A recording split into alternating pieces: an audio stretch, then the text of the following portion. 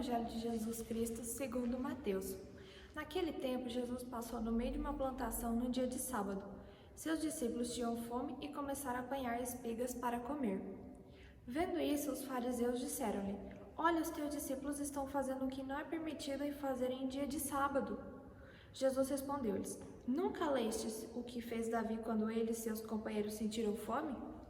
Como entrou na casa de Deus e todos comeram os pães da oferenda, que nem a ele nem aos seus companheiros era permitido comer, mas unicamente aos sacerdotes? Ou nunca lestes na lei que em dia de sábado no templo os sacerdotes violam o sábado sem encontrar culpa alguma? Ora, eu vos digo, aqui está quem é maior do que o templo. Se tivesses compreendido o que significa quero a misericórdia e não o sacrifício, não tereis condenados inocentes. De fato, o Filho do Homem é Senhor do sábado. Palavra da salvação. Meus irmãos e minhas irmãs, paz e bem. Na parte do Evangelho de Mateus que nós estamos lendo nesses dias, nós encontramos Jesus que sempre se encontra com alguém que é seu adversário, alguém que busca um motivo para criticá-lo, para condená-lo, para ir cada vez mais montando um processo para levar Jesus à morte de cruz. Então hoje no Evangelho, o que acontece? Os discípulos de Jesus estão com ele passando no meio de uma plantação de trigo e é um dia de sábado e eles recolhem trigo para comer. Olha, o problema tanto não é pegar o trigo da plantação do outro, eles não são criticados por isso.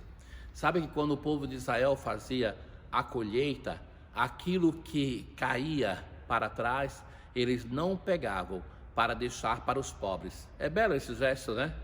Hoje a ganância faz com que se vai e se busca, as máquinas são precisíssimas para não deixar perder nada.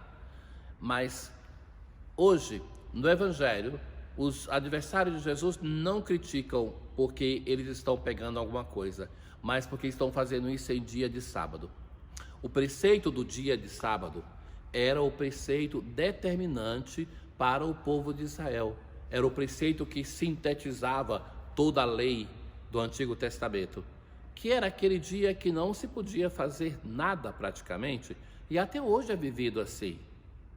Até hoje, o povo de Israel, quando sai, por exemplo, em um hotel, existem hotéis preparados para isso, para que você entre no elevador, não tenha que apertar o botão, entre no quarto, não tenha que acender a luz, mas que você possa ser hóspede ali e ser hóspede em um dia de sábado. É o grande dia do repouso do Senhor na criação, então por isso esse era o dia de repouso de Israel. E quando os seus adversários, os fariseus, veem isso, vão dizer: olha, os seus discípulos estão fazendo o que não é permitido fazer em dia de sábado.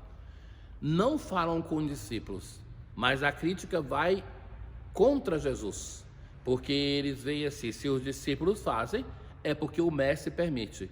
Mas também tem um aspecto muito bonito desse texto, que é: os discípulos, não se diz que eles peçam a Jesus permissão para fazer isso.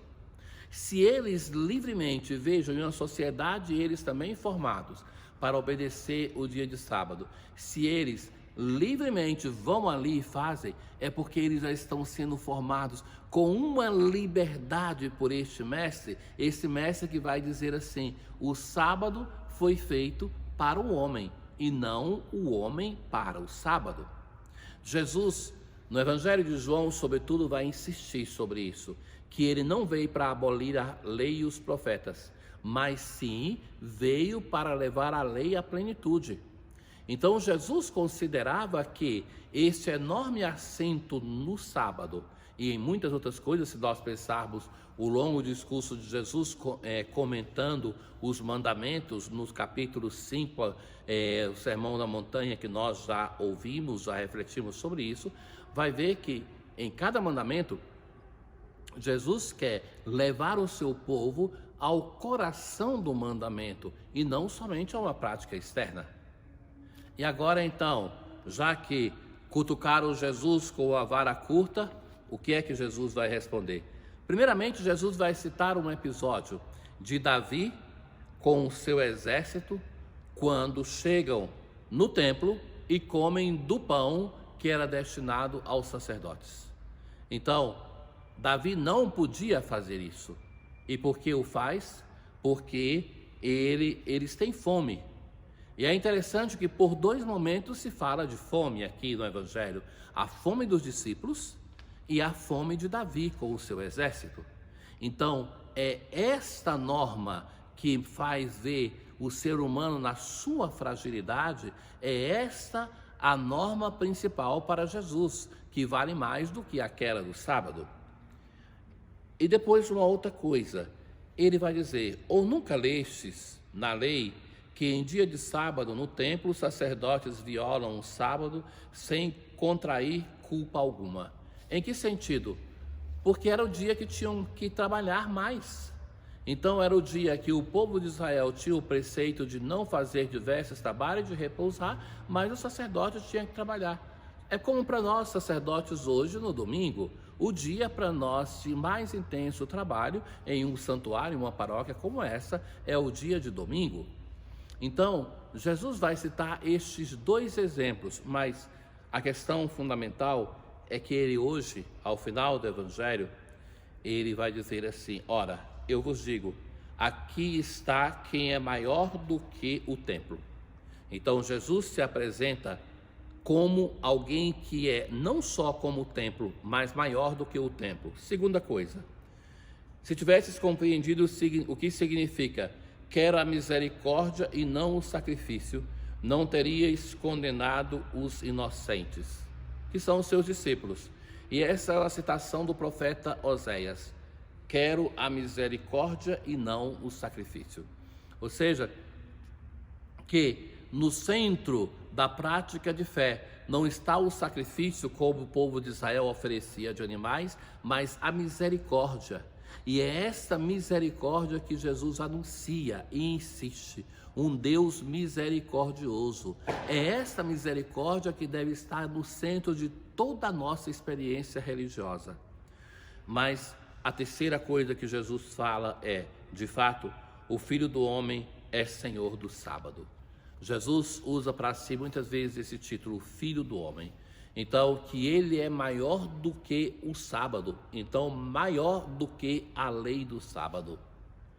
Ora, caríssimos, quando nós ouvimos essa história do povo de Israel com o sábado, nós ficamos assim, impressionados. Como é possível que alguém fosse tão ingênuo, incompetente, uma lei sem sentido?